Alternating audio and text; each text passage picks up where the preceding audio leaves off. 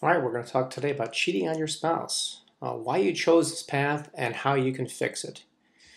First of all, this starts somehow. How does cheating actually start? There's been a change in your circumstances, perhaps, or a huge miscommunication is very, very common. There's also a selfish approach a lot of people take. They only see their entire situation as viewed through their own eyes and their own experiences, of course. A very significant thing, but less talked about, is a decrease in attraction by either spouse.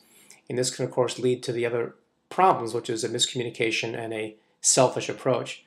There's a fear of bringing up sensitive subjects, such as somebody gaining weight, someone not taking care of themselves, or even something as personal as their attitude, behavior, or their life experience. Did you cheat because she changed? Yeah, she can get frumpy. That's an option for you. But how different is she really? What specifically has changed about your wife that has become unappealing to you? And why have those changes happened? Once you understand why they've happened, there's the ammunition you need to correct them. And if you can't correct them, is it possible for you to actually adapt to them, to change with them? And if you can't change with them, if you can't correct them, is there a compromise that you can take? Of course, this goes both ways, of course. So is there some way perhaps that your wife might have cheated on you because you've changed? How are you different? What's happened in your life that caused you to change? Of course, we all change as life goes on. There's no escaping that. What's important is how you can direct and manage those changes so that you can both get along and have a fulfilling life together. Most of the changes we go through in life are neither good nor bad, they just are.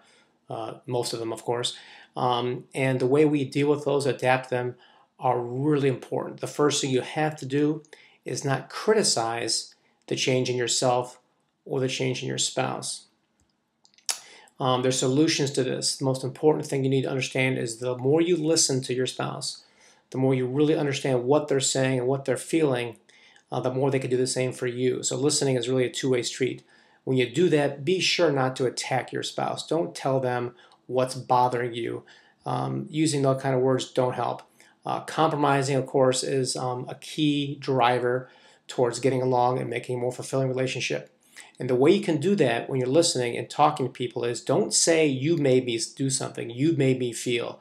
It's you. Always use the word I feel. It's not a direct reflection on what you've done, sweetheart. It's something I just feel inside, and the more you understand me, the more we can get along. So it's a way to share and a way to have a good solution for this problem by sharing your feelings, your thoughts, and even your actions in a non-judgmental manner. The more you can do that, the more you can anticipate coming home and waking up to a spouse that talks to you like this. Don't you really want me? Doesn't it just turn you on so bad? So I encourage you to go to makeyourwifehot.com and learn how you can create the sexual dynamics and the fulfilling relationship that you and your spouse totally deserve.